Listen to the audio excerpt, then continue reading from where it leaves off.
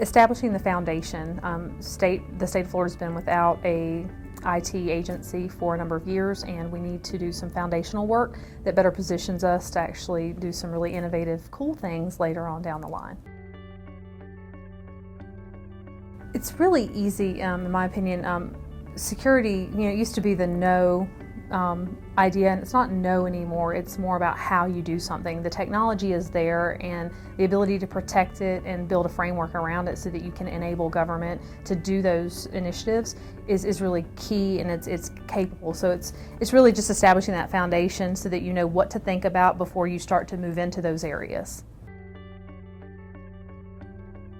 I'd say the biggest threat is lacking that foundation, the actual framework and the ways to approach how you actually secure your environments. And then, from a technological standpoint, visibility, making sure that you can actually see what's going on in your environment and understand it within the context of your data and your traffic flows.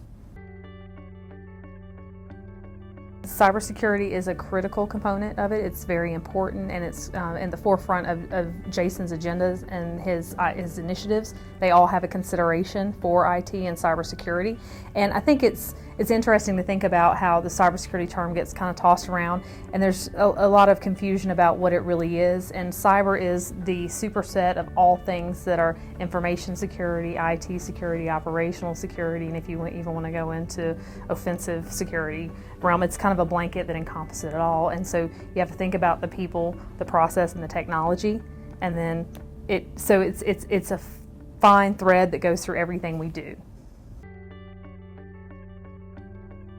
We currently have a rule in the state of Florida, and rules in Florida have the force of law. We are actually taking the prior rule that was in adoption, and we're actually updating it, and we're mapping it to the NIST cybersecurity framework.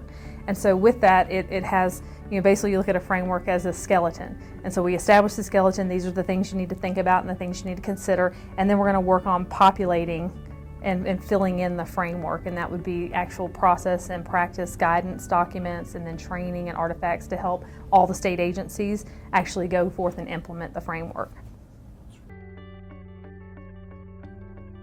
I feel like we've got a lot of support for it. I feel like that there has been a lot going on in the media with regard to major breaches and then the implications to the breaches and who it's impacting and how it's impacting the citizens throughout the nation. And so I feel like there's a lot of support. With that support, you have to be able to have the strategy for knowing what you're going to be able to accomplish with the budget you're given. So that's the next challenge. It's about being very proactive. It's about being able to leverage a lot of the technologies that now look at behavioral processes and traffic that's going on in your network, so that you can actually detect something before it's really something that's a known threat. So it's that predictive analytics, the predictive capability for cyber.